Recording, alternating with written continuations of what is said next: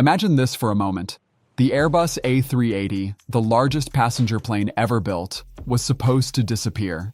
Production stopped, the factories closed, and aviation experts said the era of giant aircraft was over. Airlines were moving to smaller, more efficient jets, and the A380 looked like a relic of another time. But then something unexpected happened. Instead of retiring these massive planes, airlines started bringing them back. Aircraft that were sitting in storage for years suddenly returned to the skies. And now the aviation industry is facing a strange question. If the A380 is gone, what actually replaces it? And the truth is, nobody really has an answer. When the Airbus A380 program officially ended, most airlines believed they would gradually phase the aircraft out of their fleets. The plan seemed logical. Newer planes like the Airbus A350 and Boeing 787 were far more fuel efficient, required smaller crews, and gave airlines the flexibility to open new routes instead of concentrating passengers through massive hub airports. Then the pandemic hit. In 2020, global air travel collapsed almost overnight. Airlines grounded thousands of aircraft. Fleets were downsized, routes disappeared, and many large aircraft were permanently retired. The A380 looked like one of the first victims of this reset. Dozens of them were parked in aircraft storage facilities across the world, in deserts, remote airfields, and long-term maintenance bases. At the time, bringing them back seemed unlikely, but what happened next caught the industry off guard. When travel demand returned, it didn't come back slowly. It surged. By 2023 and 2024, international travel began reaching, and in some markets even exceeding, pre-pandemic levels. Airports in major global hubs were suddenly overwhelmed again, and airlines faced a new problem. They didn't have enough airplanes. During the pandemic, many aircraft had been retired early, including large long-haul jets like the Boeing 747 and Airbus A380. At the same time, aircraft manufacturers were struggling to produce new planes quickly enough. Supply chain disruptions, labor shortages, and production delays meant airlines were waiting years for new deliveries. This created a capacity gap. Airlines had the demand. They had passengers ready to fly, but they didn't have enough seats in the sky. And that's when the A380 suddenly started to make sense again.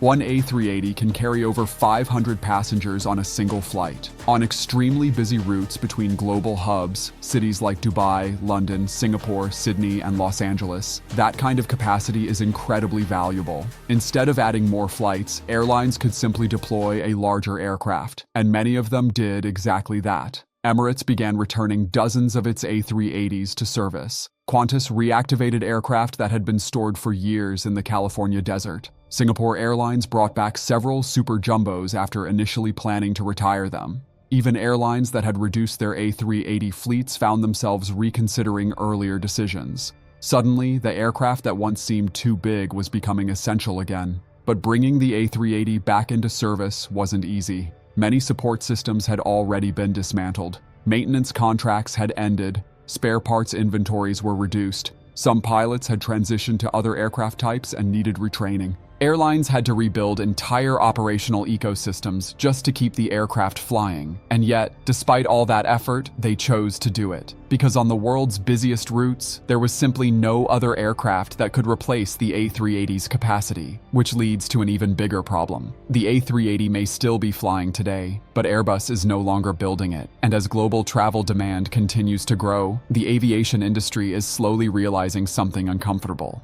The aircraft that was supposed to disappear might have been retired far too soon. As airlines rushed to bring the Airbus A380 back into service, a deeper problem began to emerge across the aviation industry. A problem that had been quietly building for years. There simply aren't enough new airplanes. Before the pandemic, airlines expected aircraft manufacturers to deliver thousands of new jets throughout the 2020s. Both Airbus and Boeing had enormous order backlogs, and airlines were planning fleet renewals based on steady production increases. But reality turned out very differently.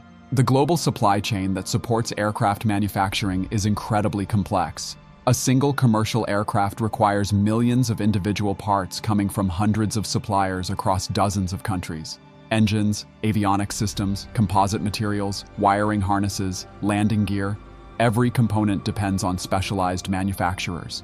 When the pandemic hit, that supply chain broke. Many suppliers downsized or shut down entirely. Skilled workers left the industry. Production capacity shrank. And when airlines suddenly needed airplanes again, the entire system struggled to restart. Today, aircraft manufacturers are facing severe production constraints. Airbus has ambitious plans to increase production of the A320 family to record levels, but even reaching those targets has proven difficult.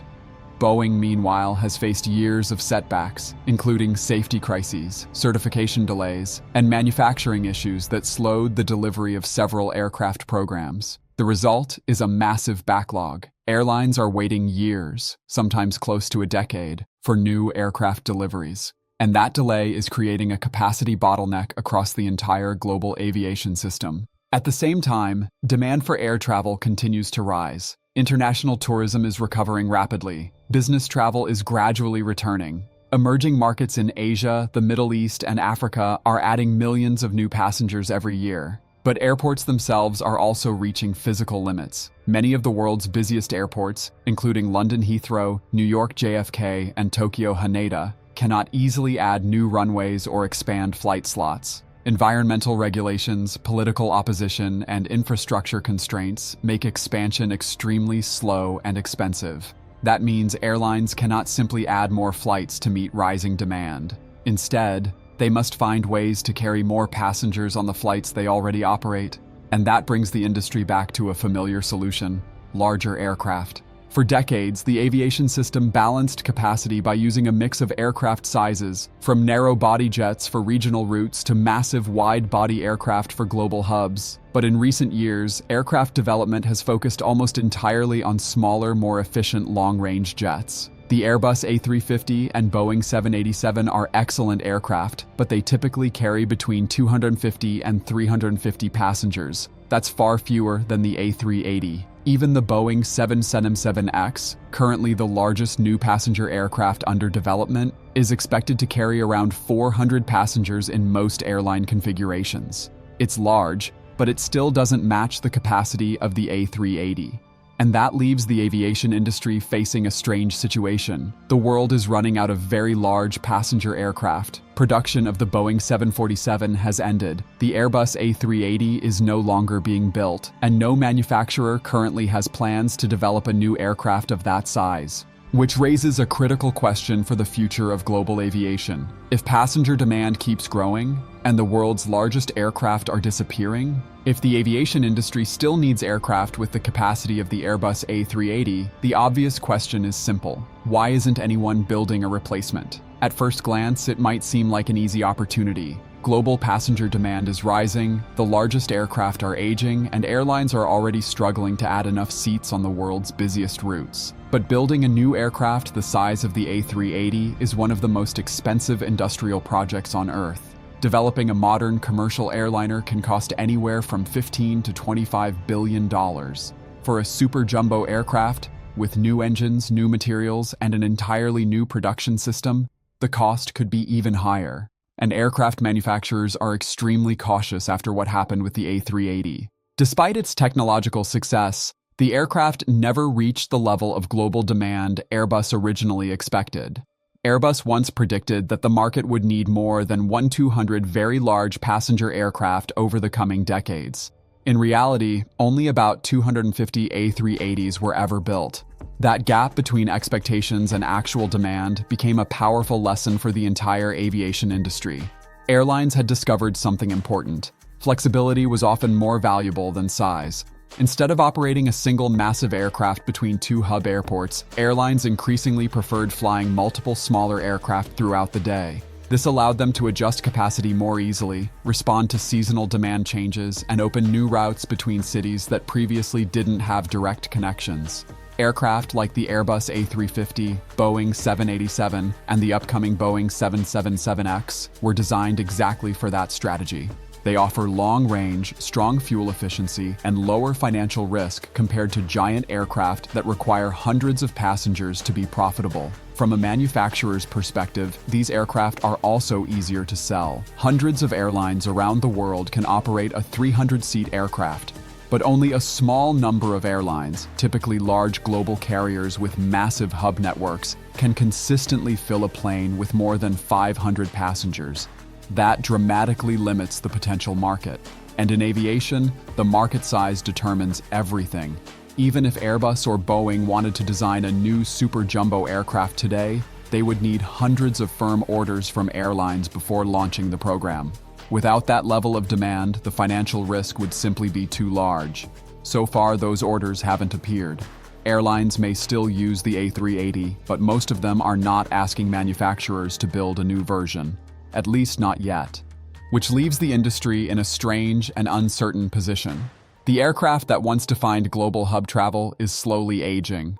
The world's largest passenger planes are no longer being produced, and the next generation of aircraft being built today simply isn't designed to replace them. For now, the aviation system is relying on aircraft that were never supposed to stay in service this long. But as global travel continues to grow, the pressure on that system is only increasing. And eventually, the industry may be forced to confront a question it has been trying to avoid. Did aviation retire the super jumbo too early? For now, the Airbus A380 continues flying. Massive double-deck aircraft still depart from airports like Dubai, London, and Singapore every single day, carrying hundreds of passengers across the world. And in many cases, those flights are completely full.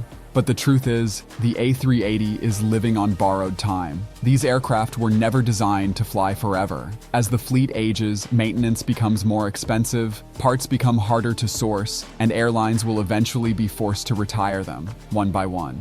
And when that happens, the aviation industry may face a serious capacity problem. Passenger demand is still growing, major airports remain crowded, and manufacturers are focused almost entirely on smaller, more flexible aircraft.